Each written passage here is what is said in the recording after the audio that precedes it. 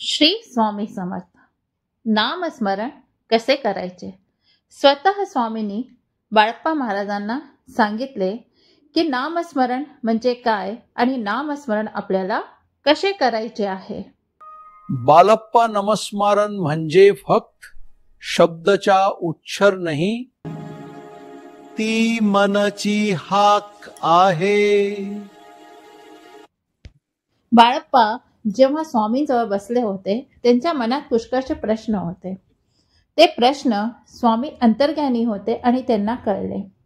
एकदा स्वामींनी बाळप्पांना सांगितले की नामस्मरण हे संकटापासून वाचवण्यासाठी, प्रारब्धाचे भोग कमी करण्यासाठी आणि ईश्वर कृपा मिळवण्यासाठी अत्यंत आवश्यक आहे.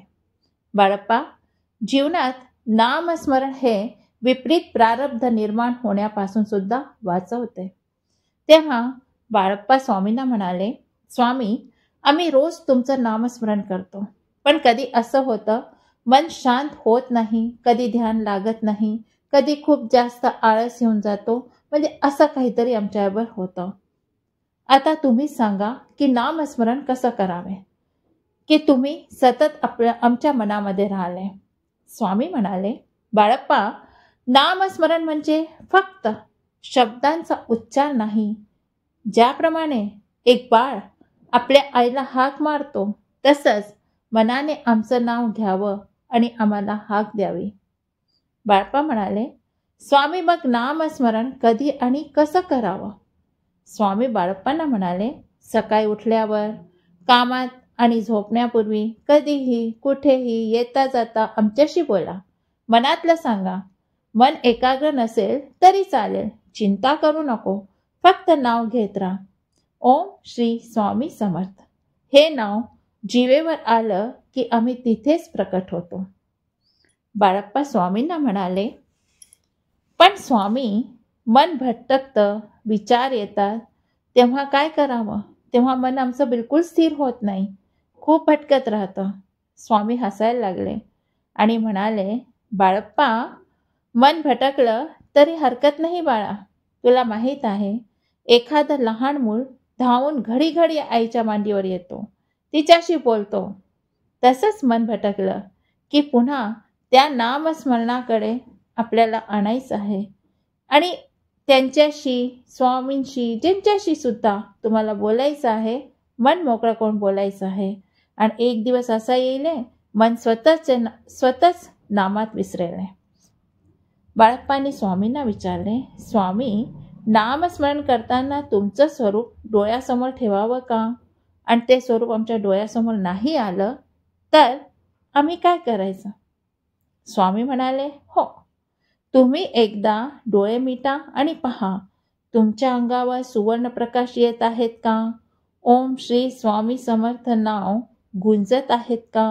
हे माझं स्वरूप तुमच्या डोळ्यासमोर येत आहेत का?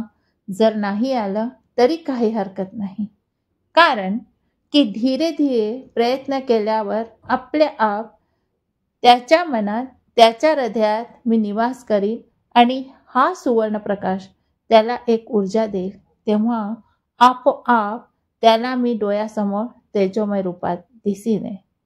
म्हणून जेव्हा त्याचं मन मोकळं होऊन जाईल, जेव्हा त्याचं मन रमून जाईल, तेव्हा आपोआप मनात काय, डोळे बंद केल्यावर नाही, डोळ्यासमोर सुद्धा मी त्याला दिसायला लागीन.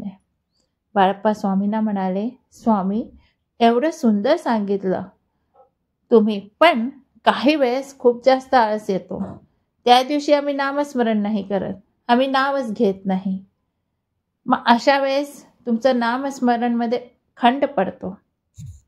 स्वामी म्हणाले, बाळप्पा, नामस्मरण करत नाही तेव्हा तुझं मन रिकामं होऊन जातं आणि तिथे दुःख, चिंता, भीती येते.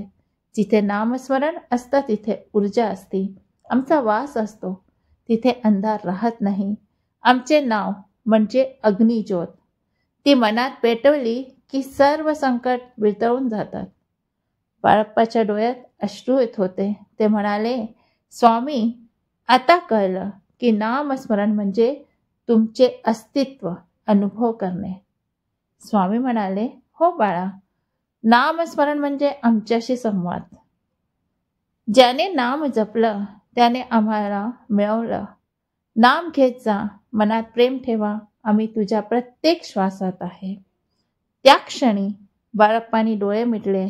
त्यांच्या होठावर ओम श्री स्वामी समर्थ आणि त्यांच्या मनात एक अद्भुत शांती उतरली आणि स्वामींचे साक्षात्कार त्यांच्या डोळ्यासमोर यायला लागले. स्वामी म्हणाले, जेव्हा तू आमचं नाव घेतोस तेव्हा आम्ही तुझ्या अंतःकरणात उतरतो बाळा. आणि जेव्हा आम्ही अंतःकरणात उतरतो ना, तर तुमच्या जीवनात एक अद्भुत शांती येऊन जाते. आता आम्हाला या व्हिडिओमध्ये स्वामींच्या आणि बाळप्पांच्या संवादामध्ये कळतं की नामस्मरणाची खरी पद्धत काय आहे. श्रद्धेने आणि प्रेमाने स्वामींचं नाव घ्यावं. वेळ, जागा, परिस्थिती न पाहता सतत नाम मनात ठेवावे. मन भटकले तरी पुन्हा नामाकडे आणावे. नाम घेताना स्वामींचं तेजोमय रूप ध्यानात ठेवावे. नाम हेच ध्यान, नाम हेच सेवा, नाम हेच स्वामी आहे. व्हिडिओ आवडल्यास नक्कीच लाईक, शेअर आणि सबस्क्राईब करा. भेटूया आपल्या नेक्स्ट व्हिडिओमध्ये. श्री स्वामी समर्थ. जय जय स्वामी समर्थ.